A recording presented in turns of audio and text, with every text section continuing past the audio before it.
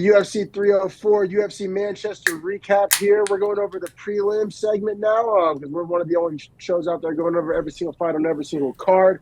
And, man, jerking the curtain on the prelims is Muhammad Mokaev versus Manel Kape. Unless you live under a rock, you know, there's all types of talk and not even rumors, just like a lot to be said about what's going on with Mokaev right now and his future with, you know, future of his career, future with the company, UFC. It's not with the UFC, I'll tell you that right now. We'll get into that, exactly. But it is not with the UFC, I promise you. Dana made sure that was evident to the reporters. I say we start with the fight itself, because I thought kind of hard to score, but for all the wrong reasons. Yes, I said it was we start the worst with the fight of the itself. night by far. I mean, arguable, but I thought by far worst fight of the night. Yeah, I mean, I think that's fair. Nothing else is jumping off that, you know, screen to me. But then after we recap the fight, we will transition to talking about Mokaev's future and his, you know, just scumbag behavior. But yeah, we got the 23-year-old Muhammad Mokaev, ranked 6th coming in this one, men's flyweight, taking on Manel Kape, ranked 8. And I kept hearing people try to describe this as a number 1 contenders fight. I think it's hard to say with 10 versus 8. Yeah, definitely. But this division's in kind of a weird spot, so wouldn't be outside the realm of possibility. But it's funny, after all this drama goes down and how this fight went down, UFC literally, I don't know if it's an official announcement. It might be a rumor mill type of thing. But I saw Tyra, they're trying to get Pantoja Tyra booked. Tyra's going to get a title shot. Which is crazy because Mokaev at 6, being undefeated, like all these wins over 3 top 10s, 4 top 15s. It's like, who's more deserving? Him, but also who's more of a shit face outside of the octagon, apparently? Also him. But yeah, we'll talk about the fight here. Mokaev was the minus 185 favorite. I liked Kape. I thought Kape was going to land big strikes on Mokaev. I thought Mokaev is one-dimensional, only gets takedowns, can't really do much else. This fight sucked, man. And here's the deal. Someone gave a 30-27 to Mokaev. I think that is egregious. Now, hard to say egregious because all 3 of the rounds are bad. Maybe not the third, but I thought the third was probably Mokaev's best. That being said, I scored round 1 to Kape. I thought he landed the most impactful strikes. Like damage, there was hardly none from either guy. I thought Kape won damage. I scored to Mokaev. Kape literally landed one good shot, and that one good shot did not drop, cut, break. Good shot. Mokaev had some activity, you know. It was activity for activity's sake. It was not impactful activity. So, point well taken there. I do give a round to Kape, but I don't like giving round 1 to Kape. He literally landed like basically one punch, and that was a good one, and it was the best punch either guy landed the whole round. Hard to give a guy a round for one punch that doesn't drop, cut, break. I hear you. The most impactful strike of the round. I think that's different than saying he won the damage battle, but maybe splitting hairs here. The round sucked. It was a snooze fest, so somebody had to win it. I feel it was a hard round to score for all the wrong reasons. 100%. Now, let's keep it pushing around 2. Definitely the most wild round of the fight by far. How'd you see it?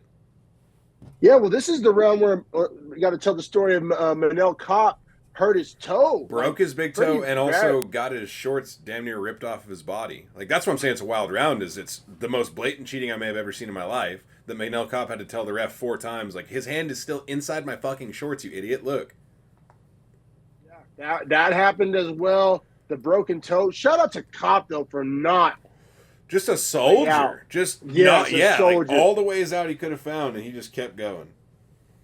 Anti-Herbert Burns, the anti-Aljamain Sterling. There's been a couple more lately. I don't know, Chris Curtis. I don't know if he's a guy that does that shit. No, who's the guy that Colorado wrestler guy? Ed Herman? Middleweight. No, middleweight. Everybody hates him. Lost to Bo Nickel. Brundage. He did Brundage his way out of this one when he easily could have. A lot of guys on the roster Brundage this fight out right there. Kape was like actively avoiding the doctor, wanted to stay in the fight. So that was probably the coolest thing that happened.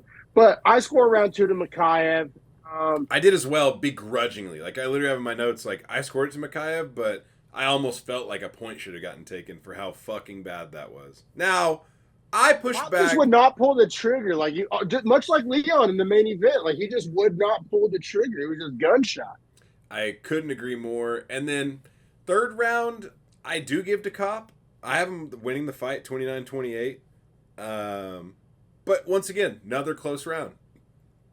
Yes, I thought round 3 was super close, probably the hardest to score because Mokaev got 2 takedowns but did very little damage. Mokaev definitely won the damage battle in round 3. But a lot of that damage was done from elbows from bottom. So made it weird to score. I did give it to Kape, but like I don't think giving this round to Mokaev is like egregious just because like everybody knows that doing damage from bottom is going to score weird on the scorecard. Like that's like a flawed kind of way of MMA scoring. So I scored it for damage. I scored it to Kape. I do see I like 30-27 Mokaev. More than your scorecard. I'm sorry, I gotta say it. Oh, but, I get it, but I'm just saying like. But this fight sucks so bad that like this lead to all over the place scorecards because you're just grasping at straws for something to score. Yeah, I get you. And it's almost a win that like even if we knew Mokaev wasn't getting cut, which we now know he is. This isn't a good win, bro. Like, he had to cheat his way to win round 2, which on 2 of the cards, if he loses that round, he loses the fight. So that's super important to note. Or if he loses a point, it's a majority draw. I think that's super important to note. And then also, I mean, did no damage. Like, did nothing to... Yeah, no damage. Did nothing to help the narrative that he's a snoozy fighter. So, you know, short story long, Mokaev wins the decision here. I had it 29-28 on my scorecard. 2 judges agreed with me. One judge goes 30-27, which is weird, but you see how you get there. Now, let's transition to the, you know, we're football players, so we'll say off-the-field activities, out-of-the-cage activities, whatever you want to say. But let's talk about Randy Gregory here. Basically, that's actually a really good analogy. Because both guys lost their professional careers at the highest level for things other than playing the sport badly, which is not the route to take in life. If you know you want it to be a meritocracy, you want to Sam Alvey your way out of the UFC, not Muhammad Mokaev your way out of the UFC. If you know what I'm saying. Yeah, facts. Like Sam Alvey was 1-7-1 in his last 8 fights and managed to still be loved by fans and being given fights, whereas Mokaev is 8-0 in the UFC or 7-0, whatever it is, like 4 ranked wins, and they're cutting him. And it wasn't like a nice like cut. It was like it was a roast, bro. It was a legitimate. Yeah, they were like, so what's next for Mokaev? He talked about this the last fight on his contract, and Dana was like, yeah, that's right. It is the last fight on his contract. And then they were like, so you'd like to bring him back? And he goes, I think the PFL is going to get themselves a good undefeated flyweight. Which the and I don't know if he knew this when he said this or if he was trolling. They don't have a flyweight division. They don't have a bantamweight either. Apparently. I know. So he'd either have to go to Bellator bantamweight and get murked by Patchy Mix, or maybe one championship might be the move. But then what? They're gonna feed him to DJ? They're gonna feed him to Mighty Mouse or that Mariah guy? But even that's still up a weight class. But right, they do it weird, with hydration. Like, flyweight's 135 with hydration on one. I don't know what this guy's gonna do. He fucked himself. Are we gonna go watch him in Cage Warriors and here in August 3rd, fucking here in Reno, Nevada? Like I don't know where this guy's gonna fight, bro. Or Rage in the Cage or whatever. Whenever I think about Mokaev and like from what is being talked about with him and how he was just horrible to deal with, and that apparently a UFC they said anonymous UFC source was quoted at Hunter for sure. Hunter for sure was quoted as saying, or telling Mokaev before this fight, like, maybe if you don't do any of that snoozy bullshit, we'll talk about a new contract. Was like kind of the crux. But well, see, and maybe this is just my interpretation, but you know, I'm gonna give my interpretation like I have nobody else's to give. I don't think this is for being snoozy in the fights. I really don't. Well, no, but it is though, because like if he was finishing guys crazy like John Jones, it's very clear they'll deal with you if you're John Jones. But when you're a snoozy little bitch in fights and you're a bitch outside the cage, we can't have it. You don't bring enough draw. Yeah. That's the first time I've heard it broke down like that. I actually really like that. Like it was Pat McAfee always says, like, be who you can afford to be. Right? Couldn't say it better. That is exactly what happened. And Mokaev was acting like he's McGregor. You're not. You're nobody. Yeah, no, and like no fans are gonna lose any sleep if you get cut. And Nobody's you're a buying any flyweight, tickets, bro. any Like merch. they've never respected flyweights for the whole existence of the division. They're not gonna start with him. Yeah, bro. Well, and also, so we haven't even told the story of the Manel Kape sucker punch. Right. He said it's as low down and grimy as it possibly gets. Like actually, like and Eric Nixick spoke on it and said like that is exactly what happened. And that's when I started believing this story. So I heard this story from like kind of questionable sources, and then but when Nixick came out, I believe Nixick. Like when Nixick's gonna like stand on business and put his name on this quote, then I like believe this story. And even Mokaev admitted to it after the fight. The reporter asked him the question. So he tells Manel Kape, hey, let's show everyone we're good Muslims here and take a picture together. And then sucker punches him while they're taking a picture. That's just low down, grimy. Like I'd rather based on your faith too. Like Jesus, like bringing Christ. God into it. Like bringing God into it, bringing religion into it, and then hitting the worst double cross. Like that's like double crossing God at that point. Like you put it on his name essentially. Like you did it in the name of Muslim in Allah. Yeah, bro, for real. Like that's grimy. I'm not even religious, but that's low. Dude. Yeah, and that's I think low. Bro, I think that was the final straw for the UFC. Was like, all right, bro, like you're indefensible. Like even the Muslim community is not going to accept you for this. Exactly. And that was all he had. That's all he had. Yes. Oh man, I could not agree more, bro. Yeah, and it's crazy. So if anybody watched our betting show, shout out to you if you did. But because we still gave out a lot of good picks. I think we're like 65% on the night on. If you followed D-Max picks, you crushed it. But like, if you watch our betting show, you know that like I'm basically the pro Mokaev guy on this show. Harrison's been out on Mokaev. I hate that guy since Jump Street. I've been the pro Mokaev voice on this show. So when I'm saying what I'm saying, like he fucked over. I wouldn't consider myself a Mokaev fan. It's not like I thought the fights weren't boring. It's just that like I'm just like a results guy. Like, hey, if you're winning, just like if I turn a profit on a bet that I'm not stoked on and my 4 stars tank, hey, if I turn a profit, I'll take it. So it's like Mokaev was like, it's not that I was a fan of his style or anything, but like, hey, when you're 8-0 in the UFC, you're undefeated, you're 23 years old, like I'm gonna like put respect on that and like I valued it in my power rankings and stuff. But so like I said, to that extent, I've been the pro Mokaev voice on this show. So like when you lose me, like me, and you lose your OnlyFans, which are basically the Muslim community, dude, yeah, you're fucked. And you can't even go to PFL unless he jumps 2 weight classes and goes to featherweight and gets absolutely pieced up. Bro, and he's a small guy. He's like 5'6" or 5'7". Like he will never be a lightweight. Like that's just out of the cards. Like he could never put on that much weight. Well, I think PFL has feather, if I'm not mistaken. They do, but I'm just saying, like, if it's still going to look weird on him.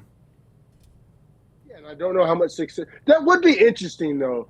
Like, that would really do a lot to show the level of PFL. Like, if a UFC, like a top 5 UFC flyweight comes over and wins your featherweight tournament, that's an indictment. But well, I think they can't throw elbows, so it only helps Mokaev's snoozy ass. But also, he would get like no PFL points or whatever because PFL actually does reward that's right. finishes. That's right. He's fucked in their system. I forgot about that. So maybe it's one championship. I don't know.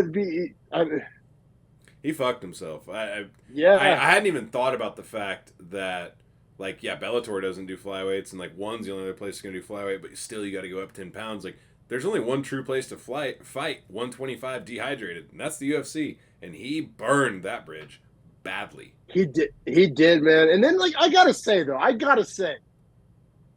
doesn't come out of this smelling like roses either. He fought like shit. Well, broke his toe, Won a round after he broke his toe on your card as well.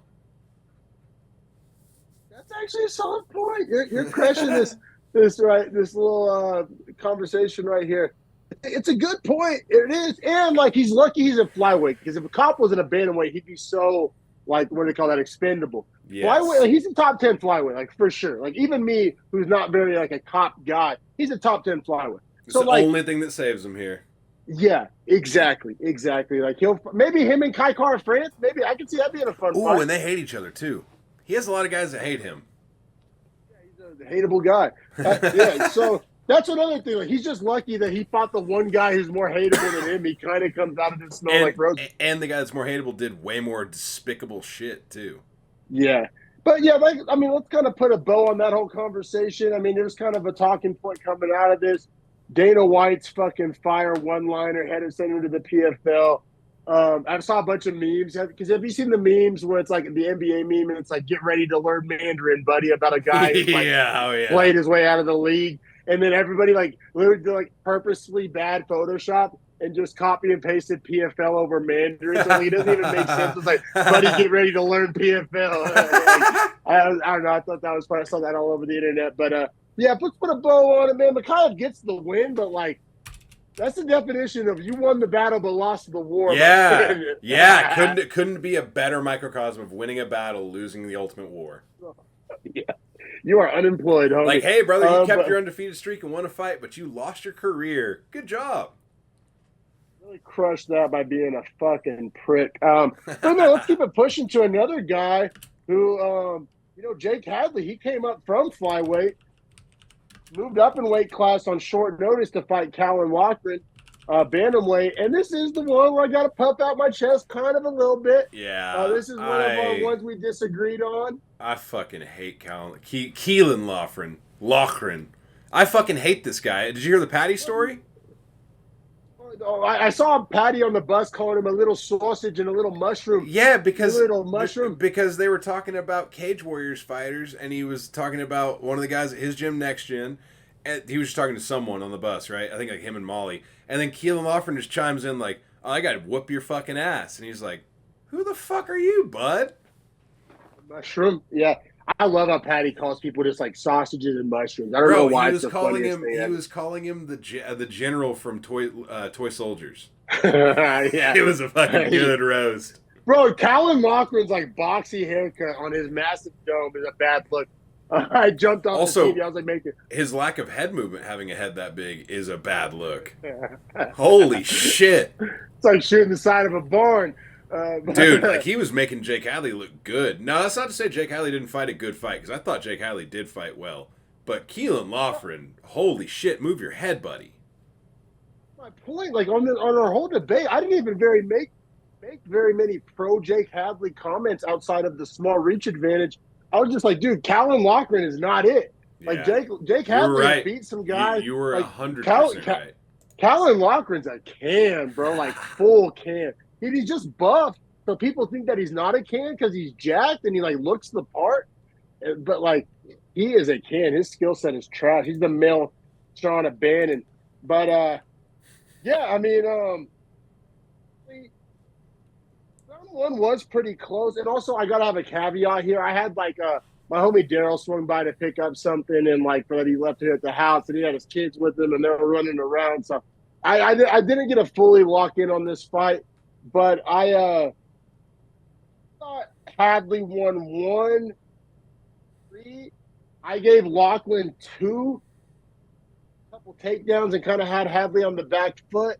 But like I said, I'm not super bullish on that scorecard because I had a lot of distractions in my house during that fight.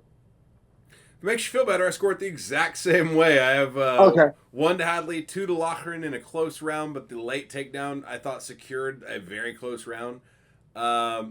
And then, round 3, Hadley, nice elbows, bludgeoning the shit out of Loughran's head that just did not move. It was, I had that step in elbow in round 3 was gnarly. Yeah. Like, even like I said, everybody, even the kids and everybody just happened to look up at that moment. We were all like, oh. Like, yeah. Yeah, it was a saucy elbow. Like, I thought it was a stamp on a dominant round by Hadley. That being said, I don't necessarily have a problem with any of the scorecards here. Like, I thought 129-28 was fine, and I thought 30-27s were just fine as well. I thought Hadley was just honestly the better fighter overall. Yeah, and I couldn't move Hadley up that far. I know Loughran Um, looks so bad, right? exactly. And then like, how does that juxtapose the fighting of flyweight? Um, yeah, it was weird. I did insert Hadley into my flyweight rank or my bantamweight rankings at 60, right below Muin Gafarov.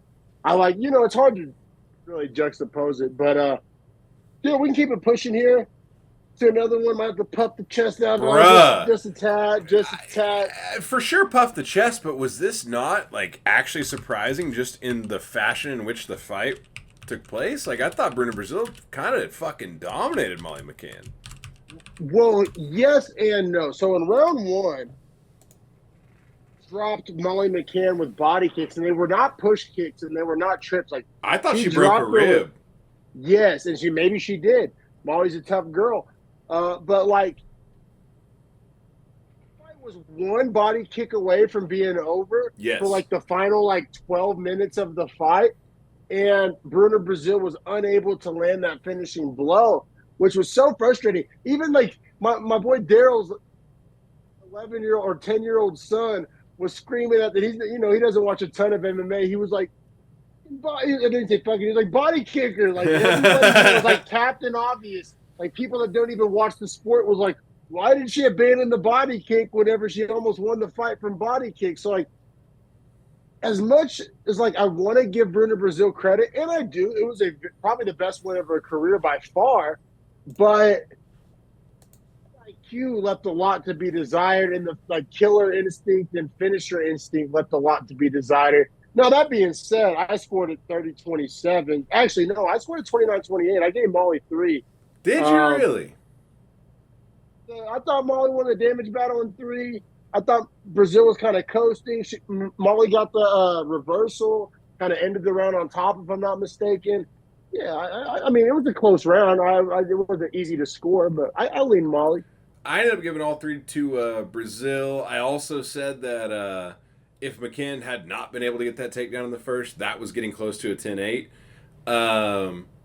Exactly. That's a very good point. The only judge that scored a round for McCann was Anders Olsen, and he gave her the second round.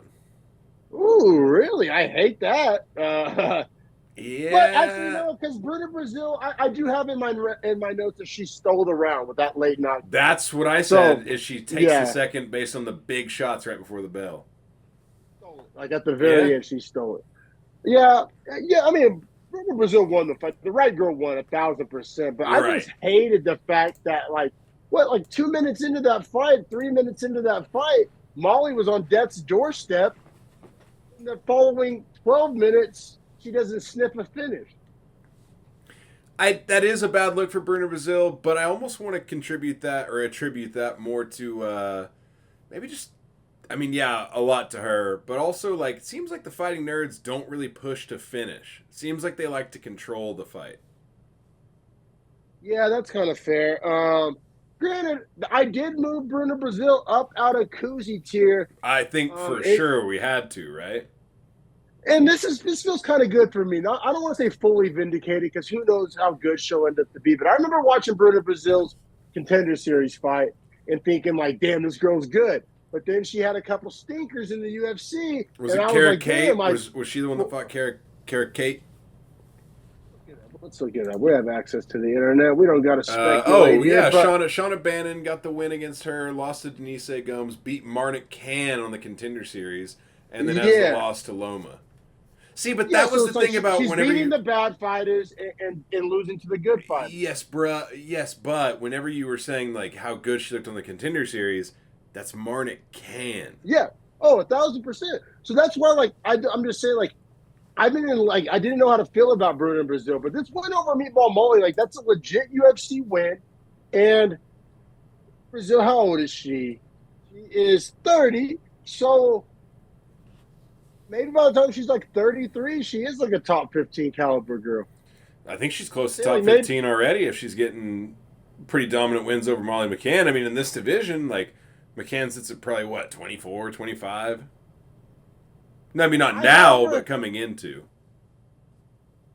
Bruno Brazil up to 23 in my power Yeah, rankings. yeah, I have her yeah. behind. That's what I'm saying though. Is that like this puts Bruno Brazil pretty close to 15? Like I think 1 fight, 2 fights, top 15. Yeah, that's what I'm saying. Like I don't know. It just kind of makes me. I think this story's gonna have a happy ending, and when it was almost like a fraud check scenario. You know what I mean? Yes, 100%. Which also plus 270 dog cashing like that. This was big for her career.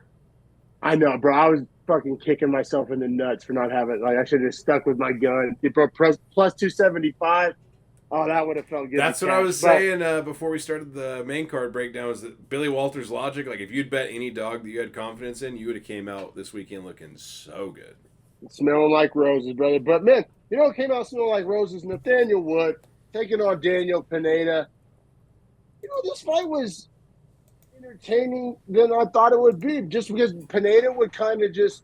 He does what you want every fighter to do when they're clearly losing, and that's just like go for it. You know, throw all caution to the wind and just say fuck it, and he does which that is well. Sick. Which is sick. Like it's not like at 38 years old, you're fighting a young buck who's tuning you up technically. He was just winging bombs and occasionally landing them. You know, crazy. Sometimes crazy shit happens in the sport, and like I gave him the last round. I gotta say though, did you have any 10H for Wood? So I had round 2 as a 10-8. I did. Me too. Okay, nice. I had round 1, 10-9 to Wood, and round 3 to Pineda, which speaks to Pineda's character of you got 10-8 in 2 and came back and won 3. Now, granted, a little bit of Wood. There was an element of coast. Yeah, for sure. I mean, I had him in 2017, so like I would be coasting my ass off if I was at 2017. Like I could cheat, lose a point, lose the round, and still win the fight. Yeah, fair. I'm just saying. You know, Muhammad Mokaev would have done that, but and probably not lost a point because I don't know why refs like fucking took mercy on that dumbass. Round 2, I mean, Wood had 4 knockdowns if I counted correctly. Now 2 of them were leg kick knockdowns, so you know, not the craziest. But then he had a knockdown with a jab and a knockdown with the left hook. I mean, so he dominated that round. Only credited the left hook knockdown. That's fucking bullshit. Yeah, I thought the jab and the left hook. And worst case scenario 3. Right, because if you're not going to count all the leg kick ones, you at least give him one of the leg kick ones. I think that's fugazi. Like you're just watching that fight. Like if you watch that fight with no access to stats and no access to commentary, and then I hand you a pencil and ask you to write how many knockdowns there were in that round. Write down 4. Yeah, like, that guy hit the ground 4 times. 4, maybe 3. It's like 4 would be 4 would be the common answer. 3 would be the least common answer. 1 is like, how did we even get here? 1,000%. So yeah, I'm glad we both gave that a 10-8. Yeah, man, Wood. I mean, we always knew Nathaniel Wood was good. Now his problem is he's kind of a tweener. He had some fights at bantamweight. He's had some success at featherweight. Bro, honestly, it's crazy.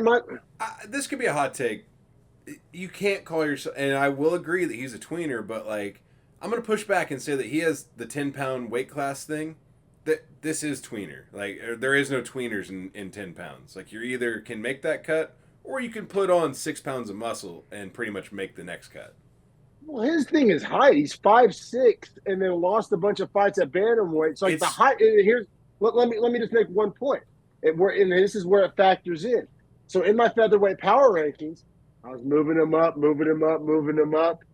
Hit Sean Woodson, 6'2", same division. There's no way he beat Sean Woodson. No way. So I have him right up below Sean Woodson in my power rankings. But, like, that's what I mean by tweener. Like, at 5'6", at bantamweight, like, Merab's 5'6", I'm pretty sure. Like, you can have success. I don't know if there's scratch that. Volkanovski's 5'6" and is the GOAT featherweight. So I guess it's not the end-all, be-all. Is he? I thought he was 5'7". I mean, same thing. That's semantics at that point. But I think Tapology has it 5'6". Who knows? Maybe he has some New Balances on, gets to 5'7". I don't know. But to your point, like, Volk is used to weigh 200-something pounds, right? Like, he's filled up at 45. Like, Wood's talking about, I struggle to make bantamweight, but he doesn't look like a big featherweight. So I'm like, it sounds like you have shit dietitian and nutrition. That's just my opinion. But if you're 5'6" and you're not incredibly muscled down, you should be able to make bantamweight.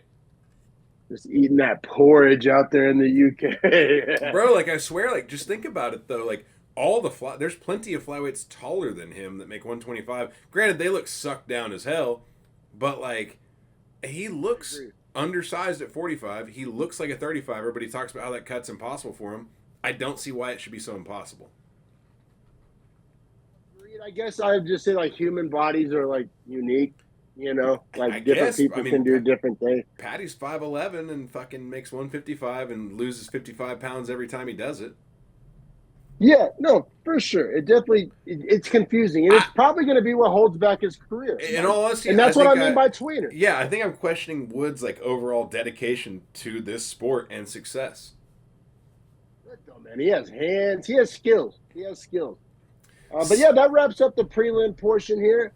You got any final takes on the thing? Yeah, I think high floor, low ceiling is my ultimate takeaway on him. I don't like where his career ends up. Like right now, I have him at like 23, and he probably never gets higher than that. I know, which is like a crazy thing to say about a guy at his age. Agreed. I think that's fair to say. Oh, you know what might be fun? What's Steve Garcia? Wait. Who? Garcia, the guy that just got the first round knockout. Yeah, but he's a lightweight, right? He fights at featherweight too. Oh, okay. He's okay. He's huge at featherweight. Yeah. Which, he would starch him. But, I don't know. That wraps up the prelims. Check us out on X, at Beefy Breakdown. At Beefy Boys Breakdown, or Facebook at Beefy Boys Breakdown. Hit like and subscribe. We're the only show out there that goes over every single fight on every single card. So we're going to be right back in a moment to break down the early prelim. Good luck finding another show doing these deep dives.